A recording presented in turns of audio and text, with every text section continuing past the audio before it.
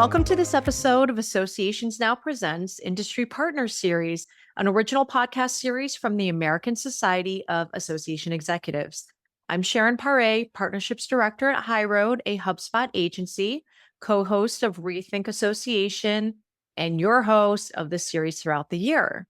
This episode today is sponsored by Visit Milwaukee. Today, I'm joined by Leslie Johnson, Chief Sales Officer at Visit Milwaukee. Leslie, could you give us the highlight reel and tell us what you're all about before we jump into it? Absolutely. Thank you so much, Sharon, for having me today. Sure. Yeah, I'm Leslie Johnson. I'm the Chief Sales Officer at Visit Milwaukee. I've been there just a little over 6.5 years. Prior to getting into the space of the DMO side of the industry, I have grew up in the hotel and restaurant industry for my entire career, started with Hyatt Hotels, then decided to get into the restaurant side of the business and went into worked for Capital Grille Restaurants, which has ultimately led me to Milwaukee. I had the ability to open that restaurant in Milwaukee a little over 21 years ago. And then while in Milwaukee, I made a few career changes. I worked for Marcus Hotels and Resorts, where I really leaned into learning more on the hotel operations. I was a general manager, director of sales and marketing. And then also extended that career into the resort side of the business and worked for Geneva National Resort, which is a very, predominantly golf focused organization. And then that's what led me to Visit Milwaukee. So there's my quick 30-second elevator speech on my career. I love your 30-second elevator speech, but there are two things you left out, but I'm going to do them for you since you didn't put your little accolades in. But since you've been at Visit Milwaukee, in 2022, you were recognized as the Milwaukee Business Journal Women of Influence, as well as most recently in 2025, the International Association of Exhibitors and Events Outstanding Marketing and Salesperson of the Year. So good job, Leslie. Thank you. Awesome. I mean, both of those awards were because of the relationship and partnership that we have within our organization and the marketing team. And the Women of Influence Award had a lot to do with how we came out of COVID and the strategies that we put into place to really stand out and really elevate Milwaukee onto a different level than it had ever been elevated on before, post-COVID. And then same with the IAE award was, all of the great things our marketing team and our sales team has done since the expansion of our convention center in 2024. So you have a little bit of each aspect of that business. And I think that's a lot of the changes that Milwaukee is seeing right now, which I know we're about to dig into. I will say, and you're probably like, oh, we hear this too much. But one of my favorite shows growing up was that 70s show. I keep thinking about like in that end credit when they're like, hello, Wisconsin, right? In the theme song at the beginning. That's what I keep thinking about, as we were getting into this podcast. But usually it's Laverne and Shirley, and Happy Days. So I'm glad that you went 70s show. Okay, we're changing it up a little bit, right? And I think Milwaukee's changing it up too.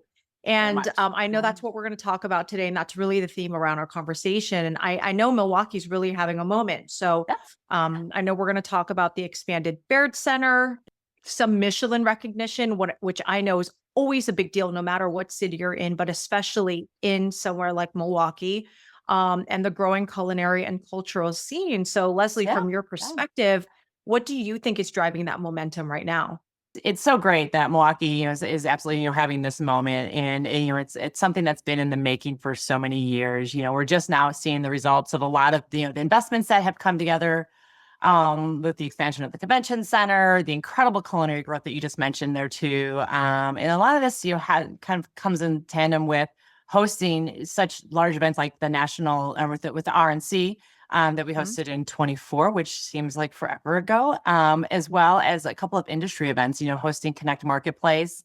It really helped us step confidently into our identity. I really think it gave us the ability to give the exposure of our city to people that would never have had an opportunity, or I don't want to say a reason. There's always a reason to go somewhere, but oftentimes, as we know in our industry, the first time that they're going to experience a city is through a meeting, through a conference, through they had to come for a reason, and then they fell in love with the city. And we heard that over and over again every time that we host any sort of industry event. And so it's great to just see that our name is being recognized nationally in so many other ways. And it's giving us that ability to have, Michelin also Yeah. recognize us and say, you know what, they do have a very strong culinary scene there in Milwaukee, and we need to go see what it's all about.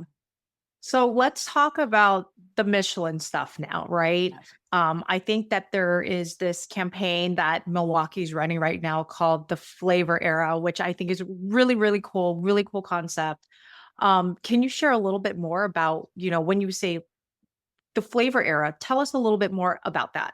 Sure. Yeah. So the Flavor Era campaign is really Milwaukee embracing who we are in a bold and kind of confident way, right? When we talk about flavor, we mean everything that gives our city personality, from our culinary scene to our neighborhoods, our festivals, our people, and honestly, the way visitors feel when they're here.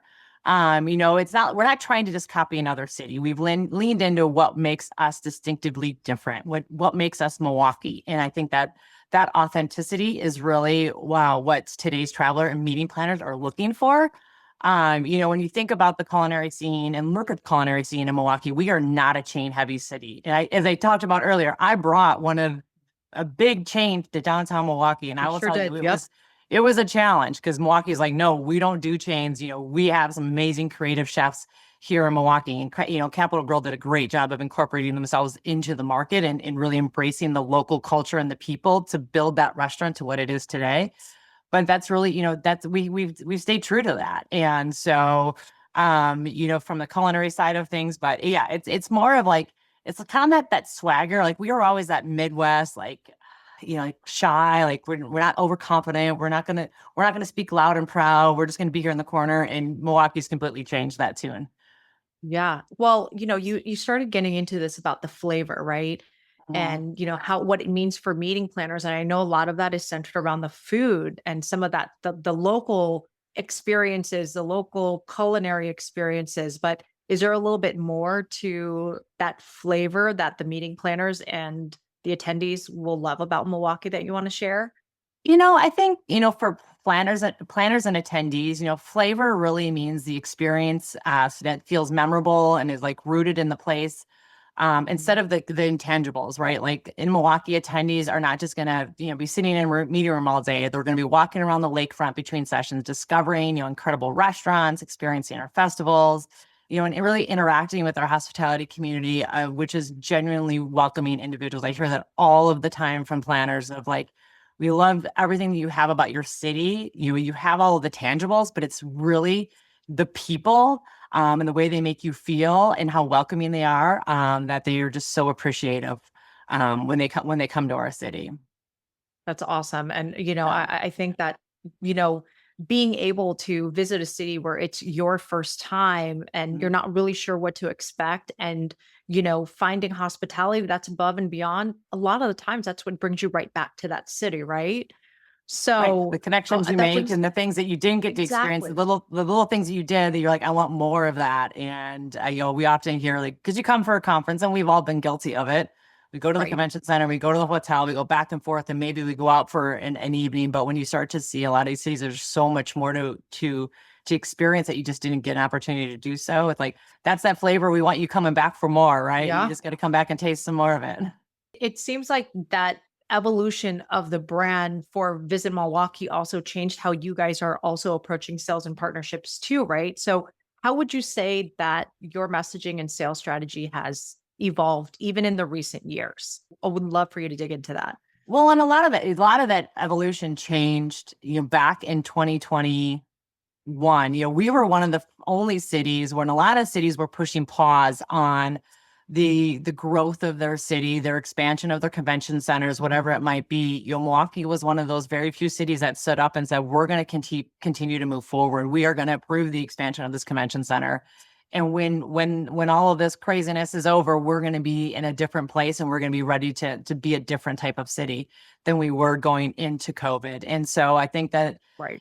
having that commitment from our community and our city leaders has really helped us stand out quite a bit. And with that, though, we had to have a really strong strategy behind it on how are we going to make sure that we're getting this messaging out there and getting this branding out there into an audience that has seen Milwaukee. They know of it. They're somewhat familiar with it, but how do we show them that we're something new, we're something fun, we're something bold, and we're proud, and we are going to show you how proud we are. And so, we partnered with such organizations like ASAE to say, help us tell this story because your audience is so important to our city, to ensure, as bring their conferences and their events to Milwaukee, because we know that we can take great care of them. We know they're going to have an amazing time with us. And so we just need to help showing that, and part of that is in that partnership with ASAE, they came to Milwaukee and they experienced it, and they said, you know what?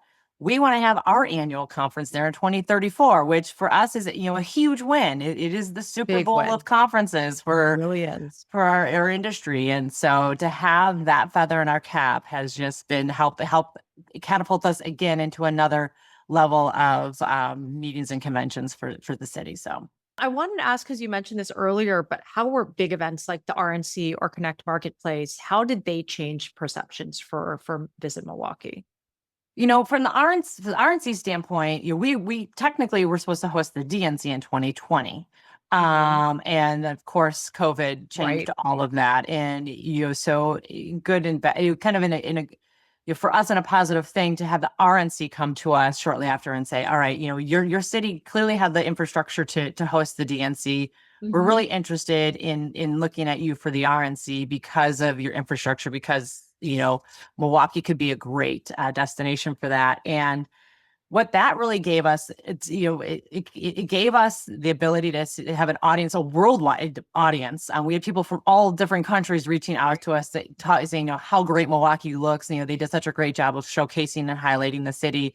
But from the RNC standpoint, what they really appreciated about our city is because of how condensed we are as a city, we're very walkable. We're very, it's very easy to get around, that they were able to do their convention at the Fiserv Forum. They were able to utilize our convention center and the theaters that are all right there within walking distance and create one secure perimeter for all of those events, which is really, really convenient for them and their attendees versus multiple venues, multiple security touch points. And so not only from an attendee standpoint was it a phenomenal experience for every one of their delegates that came into the city, but it also showcased so well, usually broadcasted around the world. And so it gave us so many eyeballs on a city that maybe they didn't even know about, or maybe they knew very, very little about. Then they got to see how beautiful of a city we are. So, for that, from the RNC standpoint, from Connect, we knew with the expansion of the convention center, we know meeting planners oftentimes are just, they're a little bit hesitant to buy something new that they haven't had the opportunity to experience, touch, see, feel, be a part of. And so we knew it was important for us to host some sort of industry event as we opened the convention center. So we opened in May, we hosted in August. So we had a few months to work out the kinks. But the team just knocked it out of the park. And I'm not going to say something that's not true. I really have the Connect team that tells me all the time, we've scored the highest of any of their other conferences that they've had was when they hosted it in Milwaukee. And I think a lot of it goes back to the genuine people that they got to work with, the experiences that their attendees got to have that were very, authentic and unique and different. And it wasn't just your same opening reception at the same ballpark or whatever it might be. We're at the Harley Davidson Museum, the one and only in the entire world. And so they got to experience that. And, so we every trade show we go to from that day forward, we are told on a regular basis, like, that was such an amazing conference. You guys really did a great job. And it also drove a lot of business our way too, which obviously was the goal. Of course. So these events, the RNC and the Connect Marketplace, not only did they put you on the national stage, on the global stage too. There's a lot of eyes on Milwaukee right now. And I think maybe you guys are starting to see a shift, right? Because a lot of the associations are thinking a little bit differently about where they're hosting now. So maybe we could talk about that. Why are a lot of the associations looking beyond those tier 1 destinations and considering someone like a tier 2?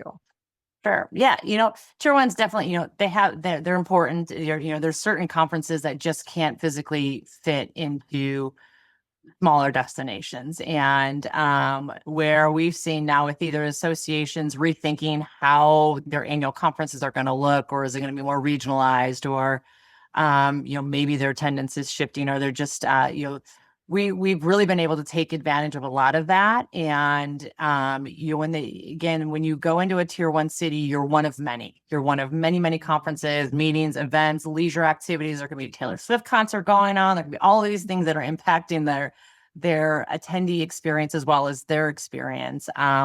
Whereas a sizable association that chooses Milwaukee, you kind of own the city. You are what's the most important thing that's going on in our hotel community, at our convention center, our theaters that you may be using for for breakouts or general sessions, to our restaurants. Our restaurants are very, very involved in what we're doing from the Visit Milwaukee standpoint and business that's happening at the convention center. They pay very close attention to who's in town to ensure that they're giving the quality service. They're aware of who the attendees are going to be, what they're like, what they may not like, what their agendas are, so that they're staffed appropriately.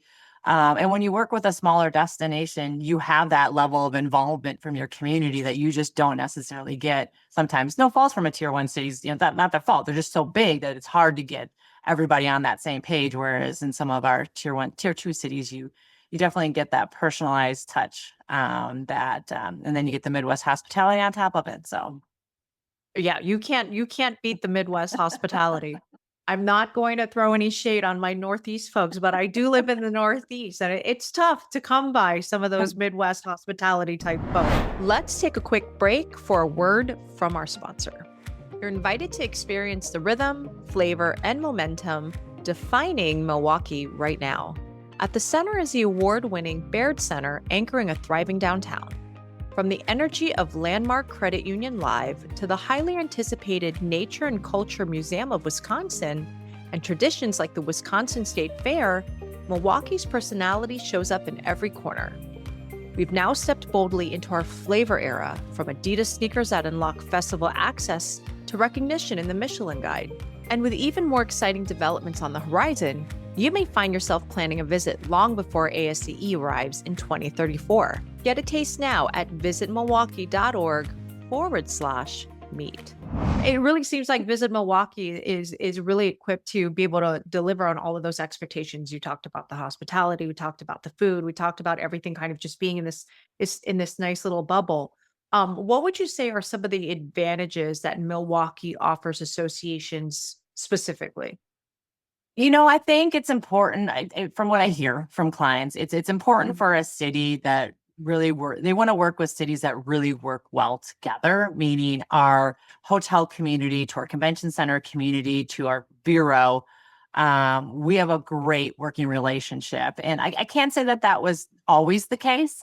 And it's something that has been really a focus of our organization, as well as our hospitality community in general. But we also have the support of our mayor, our common council. Like, all of our city leaders truly understand the importance of tourism and what it means for our city. And so when we ask for a favor, I mean, it is rarely is it ever met with any objection. It's like, absolutely, whatever you all need, you need us to be here, you want us to do this, we're here to help and support. And so I think that is one thing that really helps Milwaukee stand above and beyond from other cities, because when we're putting together a proposal for the city, everybody is putting their best foot forward to make that happen for that group. So it sounds like you have a lot of really, really great partners that you work with and Visit Milwaukee, and partnerships are truly the way to go when it comes down to it, right? Because it's a team effort, for any of these organizations that are coming in.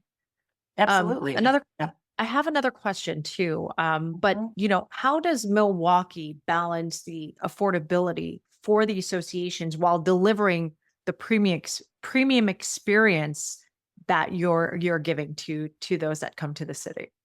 Well, I think, we're just overall on an affordable destination. It goes back to those partnerships and realizing that in order for us to capture this business and in order for us to remain attractive to these planners, is we have to be priced with what their expectations are too. And in not saying that we're not we're not delivering on the expectations. It's just, we know that we're a tier 2 city. Their expectation is that we're going to be more affordable, and our restaurants, they're not overpriced. Even our some of our new restaurants that are just coming on the scene. I was just at, it's called Cassis, which is one of our new restaurants. It's a French inspired restaurant. and it's fantastic. But the price point is so approachable for everybody. Right. And, we try to make sure, because we know that we have to take care of our locals too. It's not just tourism that's filling our restaurants and filling our bars and in our theaters. They have a lot of locals too. And so they want to make sure that we remain affordable for those individuals too. And so, I think that's just who we are in Milwaukee. We're not trying to be something fancy and expensive. We are, approachable, affordable, friendly, individuals. So it's just who we are. I love that. And I could use a break from these $50 lunches in Washington, D.C. and come to Milwaukee and not spend that for a weekend. Um, how important are some of the sustainability and inclusion consideration for the meeting planners today?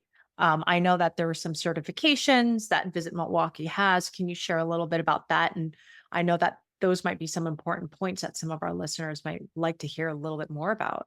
Yeah, and I think this is something that is continually been evolving in our industry for years. And it was important pre-COVID. It's definitely more important these days, and there's definitely a lot of conversation around it as we go forward. And so with the expansion of the convention center, we were very, very thoughtful on all of the pieces that we included in that convention center to make sure that it had the ability to be gold, LEED Gold certified for the building. And so we're very, very proud of that. And then we, as Visit Milwaukee, are also working with the Culture City. And actually, our city is the one that started the initiative, and Visit Milwaukee is now rolling that out to our hospitality community too, and encouraging them to really take consideration into getting the certification of the Culture City certification for dealing, for helping and welcoming, the accessible experiences for all attendees. And so we're just in the midst of doing that right now. And our convention center has already gone through it. It's just, we want to make sure that we're always forward thinking on these topics and these items. And so that everybody that comes into Milwaukee can feel welcome and has the ability to experience the city at the same level of anybody else. So I want to dig into we talked about food, we talked about the Michelin rated restaurants, we talked about, supporting a lot of those local restaurants and the chefs at them as well. I wanted to get into the culture of the city a little bit more too. What would you say are some of the new developments or openings that are helping reshape Milwaukee's now national stage profile? We went through a little bit of development pre-COVID with the new Pfizer Forum, which is where our Milwaukee Bucks played and also won their championship in 2021. No big deal, right? No big deal. No big deal. I mean, it's not like thousands and millions of people were watching that. It was such a great thing for the city. But it left a lot of real estate in and around the Pfizer Forum for development. And the city has done a fantastic job of creating like an entertainment district right around the Pfizer Forum. And they just opened up the Landmark Credit Union Live. So it's a concert venue that can accommodate up to about 4,500 people, and kind of a general admission style. So if it's not a band that's going to be big enough to be at the Pfizer Forum, this is a great place for those types of acts, bringing more and more activity downtown. But I'm really excited too. We also are opening the new Nature and Culture Museum of Wisconsin. So we have our public museum, which will be closing. And then this will be taking in place of that. And it's a beautiful building that is now starting to do hard hat tours. We're super excited to get inside of there. We understand there's going to be some great event space, some rooftop space. We love our rooftops in the Midwest in the summer. So looking forward to learning more about what that's all going to look like once it's all come together, and how that's going to be something that groups and they can book out for receptions or whatnot. And then another fun development that's in the final pieces of is the 120-year-old Harley Davidson factory building is now being converted to, they're working with Central Standard, which is one of our local distilleries, and creating like an event space as well as distilling out in that area. And so again, another new spot that we're going to be able to promote and utilize for groups that, again, another place that, another piece of history that only in Milwaukee can you experience it. So something I didn't know about Milwaukee is that Milwaukee has always been known as a city of festivals. Can you name, some of the festivals that you guys, I mean, all the fests. We have fest for everything. Yeah.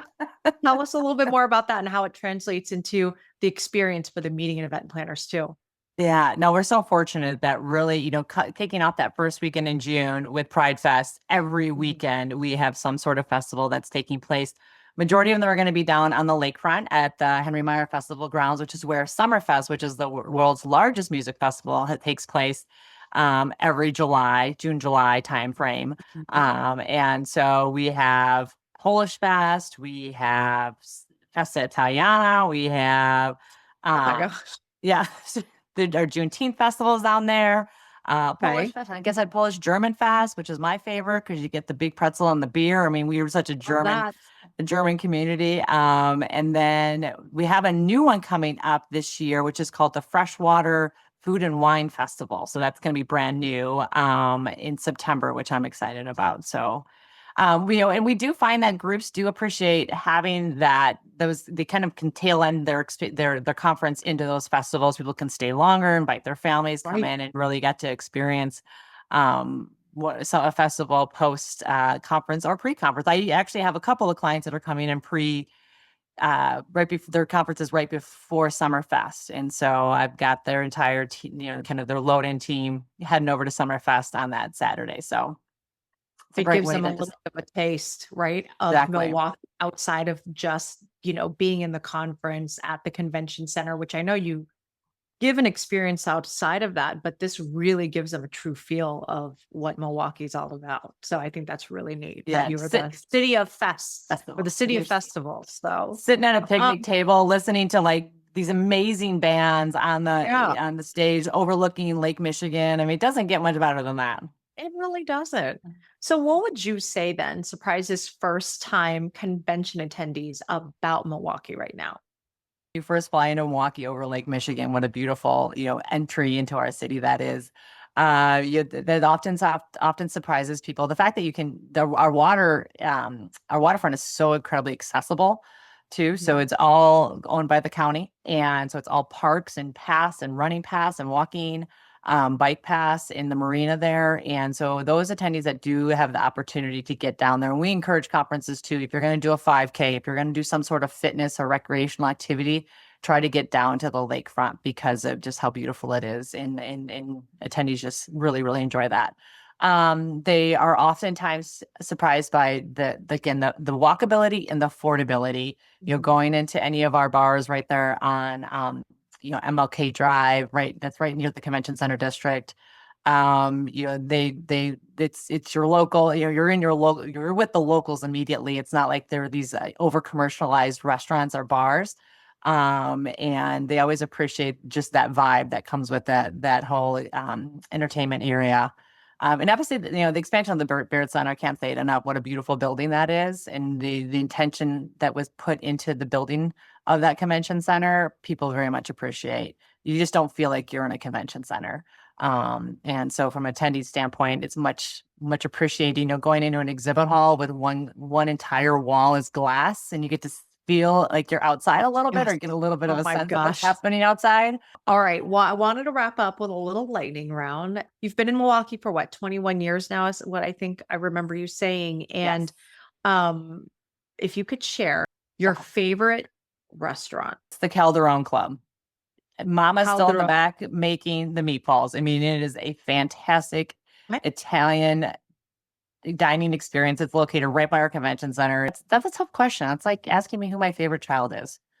Oh, that okay, fine. I'll give you two more. You want to give us two more favorites? Other two must eat. Well, I will say Cassis, which I mentioned earlier, is now kind Yep. of on my list of faves.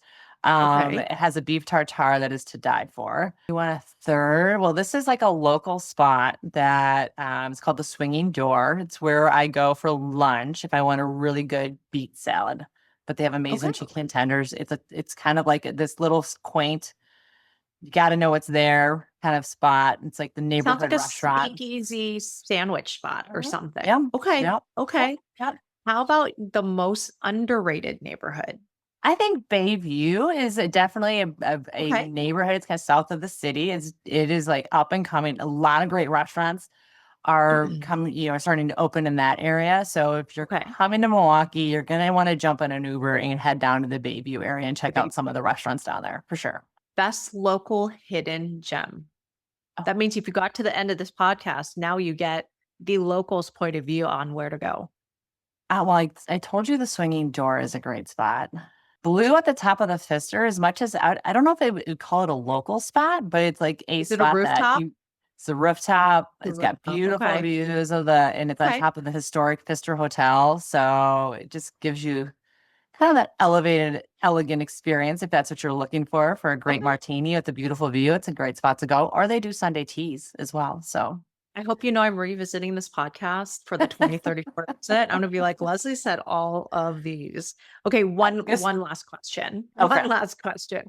One thing every first-time visitor should do when they get to visit Milwaukee, like they must go to this one place or they must do this one thing. If you're a history person or you're into like you can only do it in Milwaukee, you have to visit like the brewery district and see like where Pabst Brewing starting, go to the Pabst Mansion, and sit in the rooms that the beer barons once sat in and made what it is today. Going into the Miller Caves and where they used to store the beer, that's pretty, That's cool. that's only Milwaukee. Harley Davidson, as we talked about, only Milwaukee.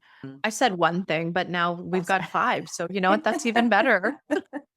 you made me do like five earlier, so now I'm warming up. Well, it's Leslie, this has been such a fun conversation. I know that Milwaukee's going into this new era right now. It's really exciting to watch. Obviously, I'm really excited to get there in 2034, but maybe I'll get there I before think you then. need to I come think sooner. I might need to come sooner. But thank you again for your time today, for joining today, and for sharing all the fun stuff that is happening in Milwaukee right now. Absolutely. Again, thank you so much for having me today. It was an absolute pleasure.